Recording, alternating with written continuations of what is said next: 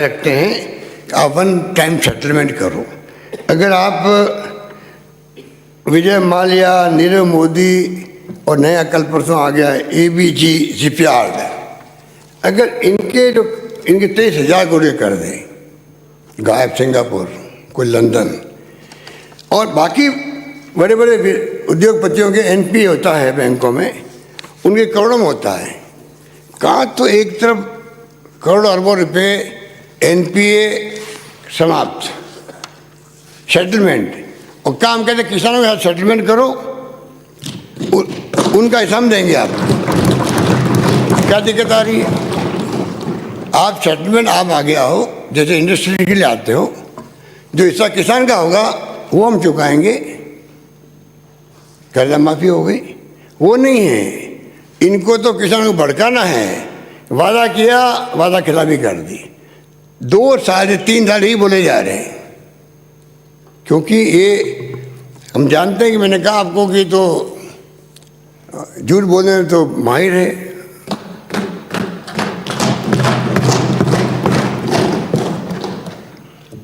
और उसी रूप में इनकी दुकानदारी चल रही है, दुकानदारी उसी रूप में चल रही है इनकी पूरे देश के अंदर। तो अध्यक्ष महोदय, हमने लघु सीमांत किसानों को भी जो है करीब जो 75 साल के, उनको 1500 रुपये का अलग से पेंशन दे रहे हैं। ये नई स्कीम मैंने शुरू की थी 19 के अंदर। दिन में बिजली अध्यक्ष महोदय 15 जिलों में शुरू हो गई है, बाकी हमारा प्रयास आगे के लिए भी। 2,54,000 कृषि कनेक्शन दे दिए हमने 3 वर्ष में, और बीजेपी ने 5 साल में दिए थे 2,62,000, हमने 3 साल में दे दिए 2,54,000 कनेक्शन दे दिए हैं। 50,000 हेक्टेयर में ड्रिप इरीगेशन, 1.12 लाख हेक्टेयर में फव्वारा सिंचाई, इंदिरा गांधी नहर का 47 किलोमीटर रेल लाइन, बहुत बड़ा काम है ये। इस प्रकार अध्यक्ष महोदय, चाहे इरीगेशन के काम हो, चाहे वो पीएचडी के काम हो, दे रहे हैं। अध्यक्ष महोदय, इसके अलावा जेजेएम स्कीम जो है उसके अंदर हमारा विशेष फोकस है, क्योंकि राजस्थान में हमेशा पेयजल की समस्या बनी रही है और इरीगेशन की, क्योंकि हमारे यहाँ 12 मासी नदियाँ नहीं हैं, इसलिए तकलीफ आती है। तो पानी के महत्व को समझते हुए मैं समझता हूँ कि जेजेएम स्कीम में हमने मांग की थी भारत सरकार से कि आप 50% की बजाय 90-10 करें, जो पहाड़ी और पूर्वोत्तर राज्यों के लिए होता है, पर उनकी नीति ठीक नहीं है, अभी तक कोई जवाब दे नहीं रहे। और हमारे खुद के मंत्री राजस्थान के हैं, जल शक्ति मंत्री, उनका राजस्थान की तरफ कोई मतलब नहीं है, राजस्थान से कोई संबंध नहीं है। चाहे कितनी हम मांग कर लें ERCP की, ईस्टर्न राजस्थान कैनाल प्रोजेक्ट जो वसुंधरा के वक्त बना हुआ था, उसको हम कहते राष्ट्रीय परियोजना घोषित करो। प्रधानमंत्री ने वादा किया, मंत्री हमारे यहाँ का है, पर उसके लिए वो कोई कार्रवाई नहीं करेंगे, ना उसके लिए करेंगे, ना वो ये 90-10 के फॉर्मूले पे करेंगे। और इसीलिए आज तकलीफ हो रही है। अभी 5-7 दिन पहले ही कैन बेतवा लिंक जो है मध्य प्रदेश और यूपी का, उसके लिए 40,000 करोड़ मंजूर कर दी, 4,000 करोड़ मंजूर कर दी, 44,000 करोड़, 44,000 करोड़ जो है उसके लिए मंजूर कर दिए, क्योंकि चुनाव आ रहे थे यूपी के अंदर। और ये योजना पहले की है कैन बेतवा, अभी तक कर नहीं रहे, अब कर दिया उसको। राजस्थान की तरफ ध्यान दे नहीं रहे। अगर हम दबाव बनाएंगे, हो सकता है चुनाव आने के पहले पहले इनको ERCP की भी घोषणा कुछ करनी पड़ेगी, और नहीं करेंगे तो 13 जिले जो हैं, 13 जिले के लोग सबक सिखा देंगे, 13 जिले के लोग सबक सिखा देंगे। जयपुर भी आता है प्रताप सिंह जी।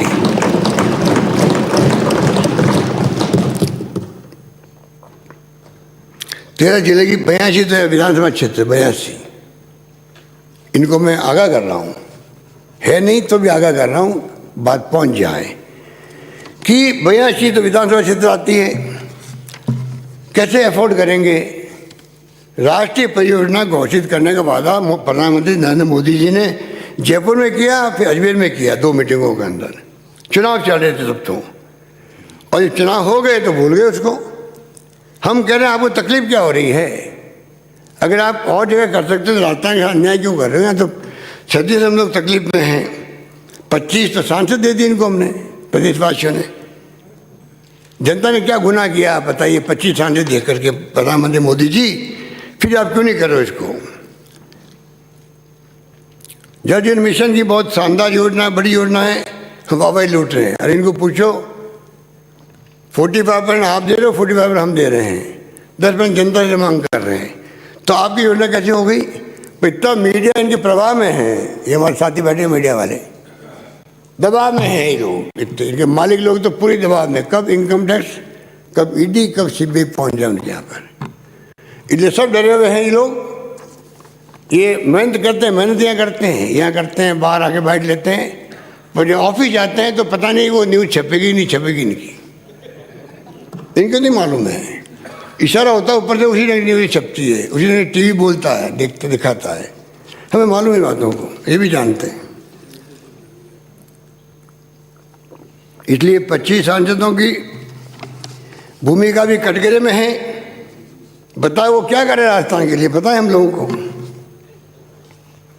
कोई मतलब नहीं। जोधपुर लिफ्ट का है, गुड़ा मालानी की जो फॉरेन कंट्री से स्कीम बननी है, झुन्नू की स्कीम बननी है, जायका से और फ्रांस से, ये तमाम योजनाएं जो है ये जल शक्ति मंत्रालय में आती है। कम से कम मंत्री को चाहिए, खाली ट्वीट करने से काम नहीं चलेगा, कुछ तो करो राजस्थान के लिए, एक काम तो कर दो। एक काम बताओ मैंने ये काम किया राजस्थान के लिए, तो बताएं। माननीय अध्यक्ष महोदय, कानून व्यवस्था की बात बहुत की जाती है, कानून व्यवस्था बहुत खराब है राजस्थान के अंदर। मैं तो नहीं कहना चाहूँगा कि दूसरे राज्यों में क्या हो रहा, कितने रेप हो रहे हैं या कितने क्राइम बढ़ रहे हैं, पर अध्यक्ष महोदय हमने सरकार बनते ही जो स्टेप उठाए थे, मुझे याद है कि सरकार बनने के मेरे ख्याल से 6 महीने के अंदर अंदर मैं PHU में गया और हमने 4-5 निर्णय किए थे। FIR कंपल्सरी, कोई मामूली बात नहीं है। पूरे कंट्री में एकमात्र राजस्थान राज्य है जब थाने को जाएगा तो FIR को लॉन्च करना ही पड़ेगा, वरना पहले भगा देते थे व्यक्ति को, और वो नहीं करेगा तो SP ऑफिस करेगा। उसका परिणाम ये रहा कि 18 थाना अधिकारियों के खिलाफ कार्रवाई हुई। अब शांति सब लोग FIR दर्ज कर रहे हैं।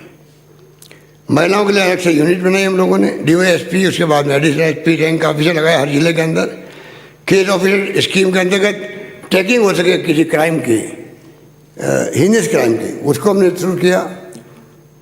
और लीगल ऑफिसर लगा रहे हैं हीनियस क्राइम में, जिससे कि लीगली कोई ड्यूटी कमी नहीं रह जाए, तफ्तीश के अंदर भी और चालान पेश के अंदर भी। यहाँ तक हमने ध्यान दिया और मैं तो इसके परिणाम भी सामने आए अध्यक्ष महोदय, जो मैं पढ़ के सुनाता हूँ आपको। CRPC के माध्यम से 156(3) में कोर्ट से FIR आती थी, पहले आदेश आते थे FIR दर्ज करने के 33%, वो हमारी निर्णयों के बाद में 16% पे आ गए, 16% आगे 33, 16 पे आ गए हम लोग। महिला अत्याचारों का अनुसंधान समय जो है पिछली गवर्नमेंट वक्त में लगता था 274 दिन, अब लगता है सिर्फ 80 दिन लगते हैं, 80 दिन लगते हैं। थानों में हमने स्वागत कक्ष बनवाए कल्चर बदलने के लिए, फंडिंग हो रहे वो, कई जगह काम भी शुरू हो गए। 711 थानों में स्वागत कक्ष बन रहे हैं, कुछ बाकी रह गए बन रहे हैं। पॉक्सो कोर्ट में, पॉक्सो में 3 साल में अध्यक्ष में 6 लोगों को तो फांसी की सजाएं हुई है, 137 आजीवन कारावास हुए हैं। इतिहास में आज तक कभी इतने फैसले जल्दी नहीं हुए। एक एक घटना मेरे पास है, वो टाइम लग जाएगा, मैं सुना नहीं सकता उनको। इस प्रकार से NCR भी अध्यक्ष महोदय, मैंने पहले भी शायद कहा था, उन आंकड़ों को भी तोड़ मोड़ के बताया गया यहाँ पे। NCRB national crime record bureau ने पहले कोट कर दिया अपनी किताब पे, अपराध समाज में विद्यमान विभिन्न परिस्थितियों के परिणाम है। विभिन्न राज्यों में प्रचलित नीतियों एवं प्रक्रियाओं के कारण राज्यों के बीच केवल इन आंकड़ों के आधार पर तुलना करने से बचना चाहिए। अपराध में वृद्धि और अपराध पंजीकरण में वृद्धि में अंतर है। कुछ लोग दोनों को एक मानने की गलती कर बैठते हैं। ये भारत सरकार का नेशनल क्राइम रिकॉर्ड ब्यूरो जो बहुत ही क्रेडिबल संस्था है, उसकी कोड में पढ़ के मैंने सुना है आपको। और NCRB के आंकड़ों के आधार में 19 से 20 में राजस्थान में अपराध कम हो गए हैं। आप NCRB के डाटा वाली किताब पढ़ें, मालूम पड़ जाएगा आपको। किताबें उपलब्ध होगी और इंटरनेट पर भी होगी साथ में। इस प्रकार अध्यक्ष महोदय, पूरे देश के अंदर जो वृद्धि हुई है आंकड़ों की, उसमें आप देख लीजिए 19 में और 20 में, 21 के डेटा भी आए नहीं NCRB के, 6 महीने बाद में आते हैं। 28% वृद्धि हुई है पूरे देश के अंदर। गुजरात में वृद्धि हुई है, 62% वृद्धि हुई है। उत्तर प्रदेश में वृद्धि हुई है 4.66%। मध्य प्रदेश में हुई है 8.19%। हरियाणा में हुई है 15.67%। और राजस्थान एकमात्र राज्य है अध्यक्ष महोदय जहाँ पर -14.46% हुई, -14। NCRB के आंकड़े हैं। और ये हमारे साथी पिछले साल भर से जो बोल रहे हैं क्राइम बढ़ गए, रेप राजस्थान में हो रहे हैं। अरे घटनाएं तो हिंदुस्तान भर में हो रही है भाई, पर कितनी त्वरित गति से अपराधी पकड़े जा रहे हैं, चालान पेश हो रहे हैं। और ये जो 7 घटना मैंने बताई आपको फांसी की सजाओं का और 137 आजीवन कारावास का, ये उसके परिणाम एक टाइमली किस प्रकार से हम लोगों ने उसको ट्रैक किया है। केस दर्ज होने के बाद में, चालान पेश होने के बाद में भी तब जाकर के टाइम लिए पे सजा हुई है। कुछ 10 दिन में हुई, कोई 1 महीने में हुई है, इस प्रकार सजा हुई है। इस प्रकार अध्यक्ष महोदय, आंध्र प्रदेश, गोवा, हिमाचल, केरल, उड़ीसा, तमिलनाडु, तेलंगाना, उत्तराखंड में भी 19 की तुलना में 20 में अपराध के प्रकरण बढ़े हैं। कहने का मतलब राजस्थान में घटे हैं, इस बात को ये लोग बोलने के तैयार नहीं हैं। इस प्रकार अध्यक्ष महोदय, मैं संक्षिप्त यही कहना चाहूँगा कि कानून व्यवस्था पे हमारी पूरी तवज्जो है। और मैं समझता हूँ कि रेप की आरोप लगाना बहुत मुश्किल काम है और सोच समझ लगाना चाहिए। एक अध्यक्ष महोदय मैं कोट करना चाहूँगा। अलवर में जो बालिका के साथ में डेफ मैडम बालिका थी, दुर्घटना को राजनीतिक लाभ लेने के लिए उनको नाम बलात्कार कर दीजिए, ठीक है। हमने कहा जहाँ CBI से करो, CBI से करवा लो। अब इनको चाहिए कि सरकार इनकी है, केंद्र में सरकार इनकी है, जाए दिल्ली में, वो CBI ले क्यों नहीं रही केस को? तुमने मांग करी थी, हमने मांग पूरी कर दी आपकी, CBI को केस ट्रांसफर कर दिया, वो ले क्यों नहीं रहे हैं? वो जिम्मेवारी किसकी, इनकी नहीं है क्या? कटारिया जी हो, चाहे वो आपके पूनिया जी हो, राठौड़ साहब हो, जो भी साहब है, कई साहब बैठे हैं वहाँ पर, इतने साहब इकट्ठे हो गए हैं कि साहबों का सरदार कौन होगा कि इसको पता नहीं किसी को। एक अध्यक्ष महोदय, मैं बताना चाहूँगा, जो मैंने उस वक्त कहा था, आप क्यों बिना मतलब बलात्कार की बात करते हो, इनके परिवार में क्या बीतरी होगी। मैंने स्टेटमेंट उस वक्त कहा जब मैंने एक घटना हुई थी और मुझे मालूम पड़ा था कि डॉक्टर की रिपोर्ट आ गई है, कोई रेप हो ही नहीं है उसका, ना रेक्टम, ना वेजाइना, ना हाइफन क्या कह रहा था वो हाइफन। अब उसके बाद में आपके रेप हो गया तो क्या बीतेगी परिवार पर। अब मैं कहना चाहूँगा आपको अध्यक्ष महोदय, ये जो कृष्णप्पा बनाम कर्नाटक सरकार मामले में सुप्रीम कोर्ट की टिप्पणी है, जो मैं पढ़कर सुनाना चाहता हूँ आपको। Rape is not merely a physical assault, it is often destructive of the whole personality of the victim. यानी बलात्कार केवल एक शारीरिक हमला नहीं है, बल्कि ये अक्सर पीड़िता के पूरे व्यक्तित्व को नष्ट कर देता है। अध्यक्ष महोदय, रेप हुआ ही नहीं, आप रेप चिल्ला रहे हो। फिर भी हमने कहा जांच करवा लो, कोई बात CBI से आप करवाइए जांच, कौन मना कर रहा आपको, मालूम पड़ जाएगा। उसके लिए पता नहीं गायब हो गए सब लोग। अरे ये बात मैं इनको सब सुना था, इनको मालूम था मैं क्या क्या सुनाऊंगा, इसलिए भाग गए यहाँ से लोग।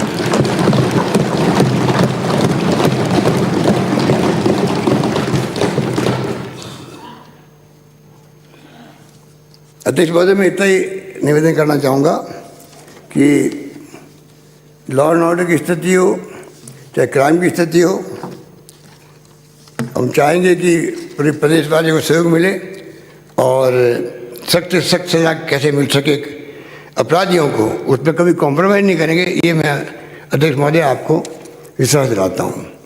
सड़कों के मामले में अध्यक्ष महोदय आप समझ लीजिए कि मेरी भावना क्या है उससे, क्योंकि हमारे अधिकांश माननीय सदस्यगण सड़क, एक सड़क, दो सड़क, 5 सड़क की बात करते हैं। और मैंने पहले भी काफ़ी कुछ किया, करने का प्रयास किया है। प्रति एमएलए को दिए हैं, म्यूनसिपलिटी, नगर निगम, नगर पालिकाओं को भी अलग दिया, और बाकी state highways, district major road सब कुछ किया। और 3-3 सड़कें हर जिले से मंगाते हम लोग, कलेक्टर से भी, कि सही रूप में कौन भ्रष्ट सड़कें हैं। तो ये हमने किया था और ये मेरी प्रायोरिटी आज भी है, कल भी रहेगी, ये मैं आपको विश्वास दिलाता हूँ। उसका कारण भी है, उसका कारण ये है अध्यक्ष महोदय, सॉरी मैं पीछे देखने लग गया। अध्यक्ष महोदय, अमेरिका के राष्ट्रपति जॉन एफ कैनेडी का कहना था कि अमेरिका में इसलिए सड़कें अच्छी नहीं हैं क्योंकि ये विकसित देश है। अमेरिका में सड़कें इसलिए अच्छी नहीं हैं क्योंकि ये विकसित देश है, बल्कि अमेरिका में सड़कें अच्छी है इसलिए ये हमारा देश विकसित देश कहलाता है। अध्यक्ष महोदय, सड़कों का वो महत्व है, इस महत्व को मेरे जहन में है।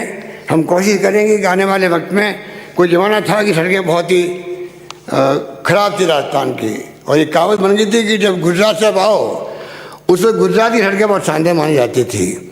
अगर आप गुजरात से बाई रोड आते हो, अगर आप नींद ले रहे हो कार के अंदर, नींद खुल जाए समझ राजस्थान आ गया। वो टाइम भी देखा हमने, आज वो स्थिति बदल गई अध्यक्ष महोदय। अब गुजरात से आपके मित्र आए थे, वो जो हमारे इलेक्शन अभी कमीशन के चेयरमैन है AICC के अंदर, तो उन्होंने कहा कि मैं वहाँ गुजरात से आया हूँ और शानदार सड़कें आपकी है, हमारे से बेहतर सड़कें आपकी हो गई है।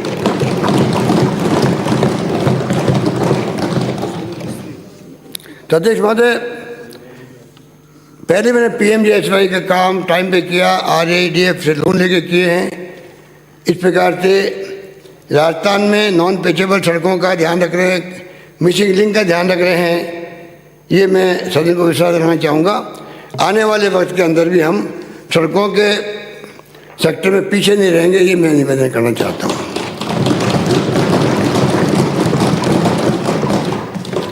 अध्यक्ष महोदय, मैंने आपको कहा नौकरियों में दी है, 1 लाख नौकरी दी है, 1 लाख अधिक प्रकृति ने खिलाड़ियों को आउट ऑफ टर्न नौकरी दी है।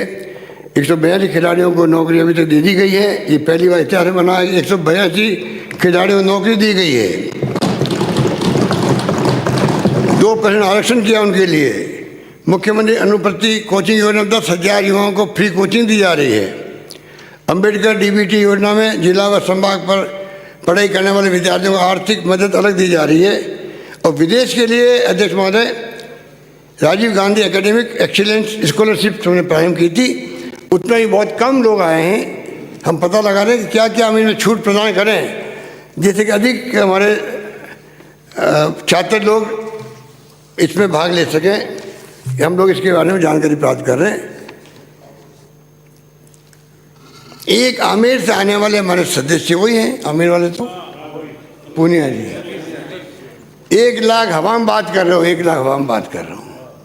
और पूनिया जी इनके क्या, वो भी तो एक अध्यक्ष भी इनके, वो भी उम्मीदवार हैं आगे के लिए,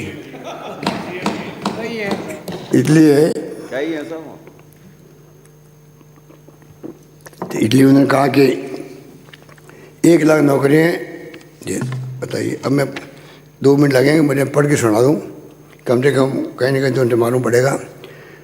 RS राष्ट्रीय प्रशासनिक सेवा के 1100, कृषि पर्यवेक्षक सहायक कृषि अधिकारी 2250, पुलिस कांस्टेबल उप निरीक्षक 4500, नर्स ग्रेड द्वितीय ANM 11600, चिकित्सा अधिकारी 2733, लैब टेक्नीशियन सहायक रेडियोग्राफर ECG टेक्नीशियंस 1500, पशुधन सहायक 2100, कनिष्ठ सहायक 14,000, महिला सुपरवाइजर नर्सरी स्टाफ अध्यापक संरक्षक अधिकारी बाल विकास अधिकारी 1100, अध्यापक लेवल प्रथम और द्वितीय जो पहले 28,000 थे, फिर हमने उसमें 30,000 और जोड़ दिए, 33,000 थे, 33,000 और जोड़ दिए। अब तो हमने प्रधानाध्यापक वरिष्ठ अध्यापक व्याख्याता PTI ग्रेड 3 ये 20 आए, मैंने बता दिया आपको। प्रयोगशाला सहायक पुस्तकालय अध्यक्ष 1800, संस्कृत शिक्षा में वरिष्ठ अध्यापक साक्षात 1000, सूचना सहायक 1300, आयुर्वेद यूनानी चिकित्सा अधिकारी आयुर्वेद कंपाउंडर नर्स 1025, ऊर्जा विभाग में सहायक अभियंता कनिष्ठ अभियंता हेल्पर इत्यादि 3200, जेल वार्डन वाहन चालक उप निरीक्षक पुलिस 667, अन्य 4200 रुपये। तो अध्यक्ष महोदय, इस प्रकार से हम लोगों ने प्रयास किया है, पर मेरा मानना है इसके बावजूद भी कि सब सरकारी नौकरी से काम नहीं चल सकता, ये मेरे ध्यान में है। उसके अलावा भी आपको एवेन्यू क्रिएट करने पड़ेंगे, अधिक इन्वेस्टमेंट आए राजस्थान के अंदर, प्राइवेट सेक्टर उद्योग व्यापार आगे बढ़े, और तब होगा तब देश की अर्थव्यवस्था भी ठीक होगी। और फॉर्चुनेटली देश की और प्रदेश की अर्थव्यवस्था ठीक होने लगी है अध्यक्ष महोदय, एक शुभ संकेत है। मैं उम्मीद करता हूँ कि राजस्थान इन्वेस्टमेंट इवेंट हम करने जा रहे थे 23-24 को राजस्थान के अंदर, हमारे शंकुतला रावत जी के नेतृत्व में कई डेलीगेशन गए, कलकत्ता, बेंगलोर, तमिलनाडु, चेन्नई, अहमदाबाद, बम्बई, और बहुत अच्छा रेस्पॉन्स मिला। हमने कहा कि हम MOU साइन नहीं करेंगे पिछली सरकार की तरह, वो खाली कागजों में रह जाते हैं। हमने कहा MOU के साथ में आप उसके पहले पूरी फॉर्मेलिटी करवाओ कि जब ये इवेंट हो तब साथ में शिलान्यास के साथ हो, ये हमने कहा है।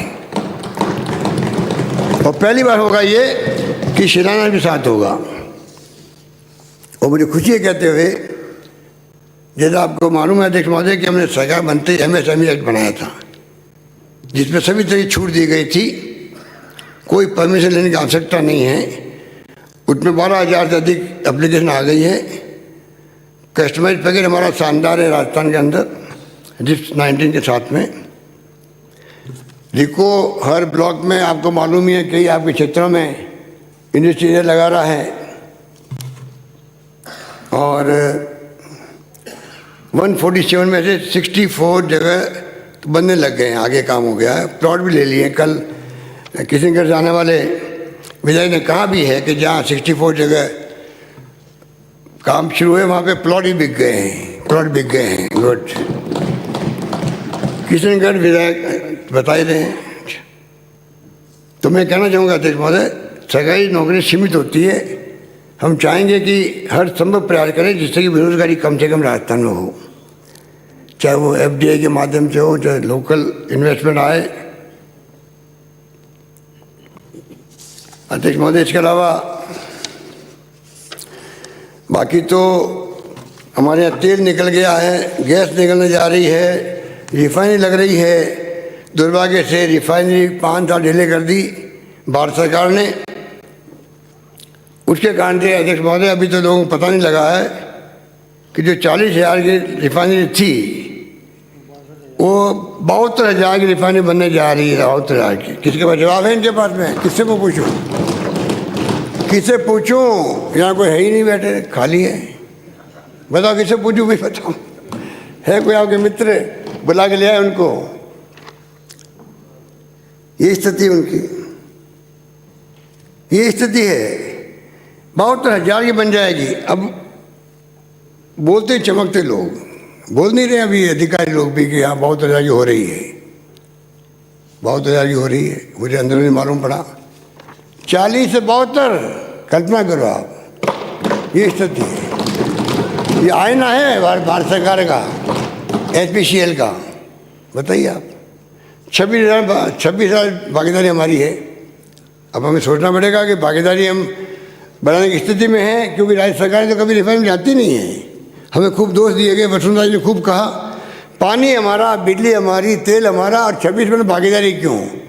मैंने कहा वसुंधरा जी, देश भर में रिफाइनरी में कभी भागीदारी होती नहीं है राज्य सरकारों की, क्योंकि कंपनियों में तो 5-6 रिफाइनरी उनकी है। एक घाटे में जाती है, दूसरे फायदे में आती है। अगर स्टेट गवर्नमेंट घाटे में कोई रिफाइनरी चली गई तो वो कैसे भुगतेगी? तो कभी पार्टी बनती नहीं। सिर्फ आसाम के अंदर 8-10% की पार्टनरशिप थी। मैंने उस वक्त भी कहा था, उस वक्त तो अलग बात थी, अब अलग बात है ना। उस वक्त तो तनातनी ज़्यादा थी, अब तनातनी अलग तरह की है। तो इसलिए उतना कहना पड़ रहा है कि ये जो स्थिति है इसको समझने की आवश्यकता है कि रिफाइनरी से भी पेट्रोकेमिकल कॉम्प्लेक्स कोई 800 एकड़ में बन रही है, पूरे एरिया हम लोग, जहाँ पे इंडस्ट्री कई तरह लगेगी वहाँ पर। राजस्थान में लोगों को रोजगार के अवसर मिलेंगे वहाँ पर, ये मैं निवेदन करना चाहता हूँ।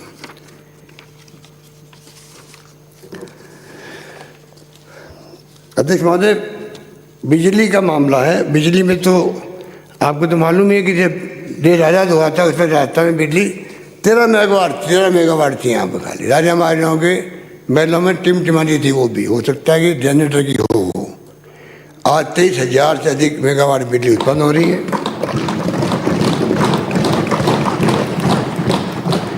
हमने इन 3 साल में 2,970 मेगावाट बिजली क्षमता बढ़ाई है। इन 3 साल में 2,970 मेगावाट बढ़ाई है।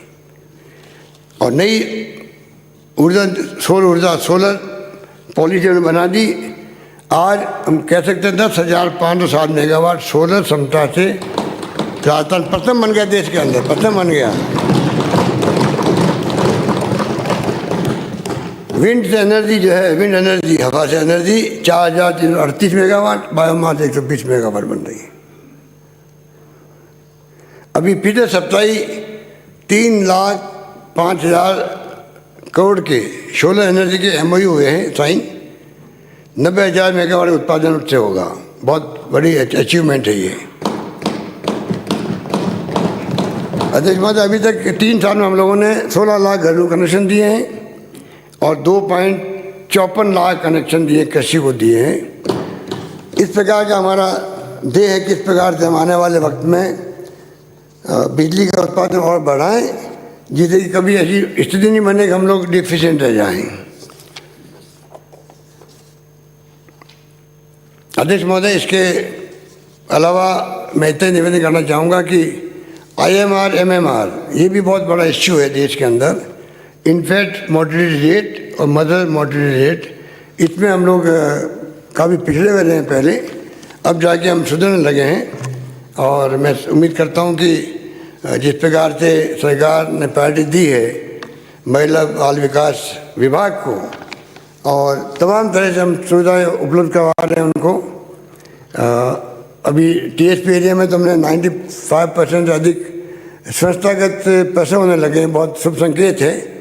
उसके अभाव में कई महिलाओं की मृत्यु हो जाती थी और MMR बढ़ जाता था, उसको ध्यान रखते हैं। उड़ान योजना के लिए मैं हाउस के माननीय सदस्यों से पक्ष विपक्ष सबको कहना चाहूँगा कि अभी तक 2,82,000 बालिकाएँ महिलाओं को निःशुल्क सैनिटरी नैपकिन उपलब्ध हो सकें। हम चाहेंगे पूरे प्रदेश के अंदर 200 करोड़ रुपये हमने रखे हैं इसके अलग से, कि महिलाओं को बीमारी नहीं हो, इन्फेक्शन नहीं हो।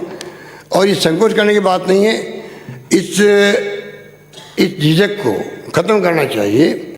और समय आ गया कि गाँव के अंदर महिलाओं को बहुत तकलीफ होती है, इसके लिए आगे आके हम लोगों को इस पर ध्यान देना पड़ेगा। बाकी टीकाकरण अच्छा हो रहा है राजस्थान के अंदर, IMR भी कुछ सुधरा है, कुपोषित बच्चों का भी काफ़ी कुछ सुधार हुआ है। इस प्रकार हम लोग चाहते हैं कि इस बच्चों का भी ध्यान रखा जाए। माननीय अध्यक्ष महोदय, इसके अलावा तो सोशल सिक्योरिटी का मालूम है कि उसमें हम लोगों ने फ्री मेडिसिन और जो कुछ भी किया है वो आपके सामने है। उस पर मैं इतना ही जोड़ना चाहूँगा,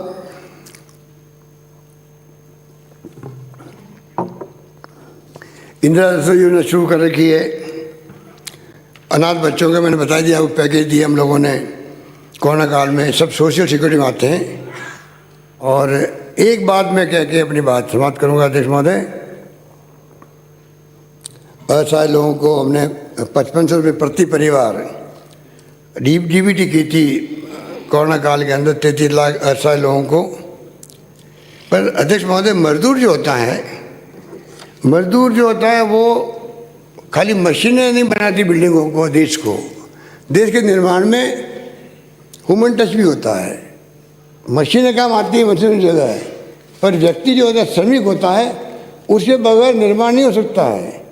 जब वो बूढ़े हो जाते हैं 60 साल के बाद में, उनका सही साथ नहीं देता काम करने में।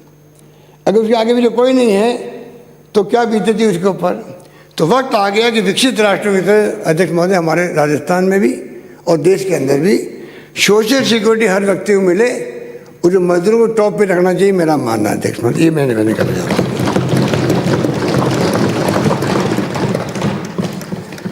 अध्यक्ष महोदय, आखिर में इतना ही कहना चाहूँगा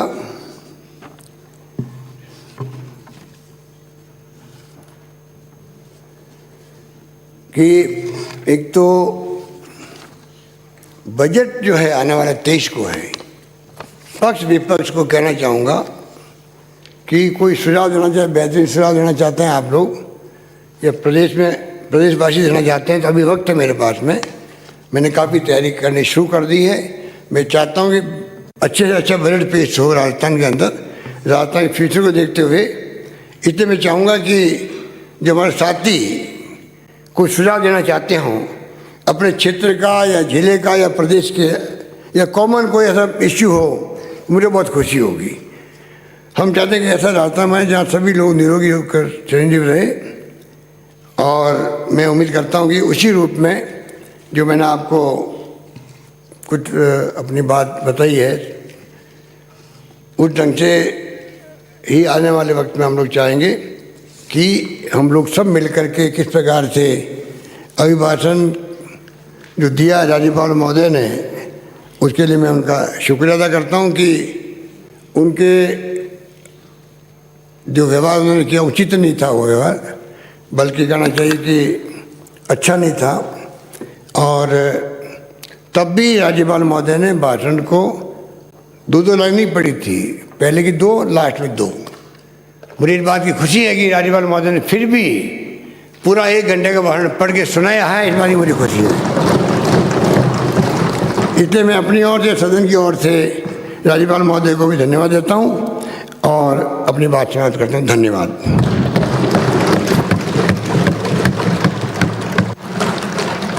प्रश्न यह है कि श्री गोविंद सिंह डोटासरा सदस्य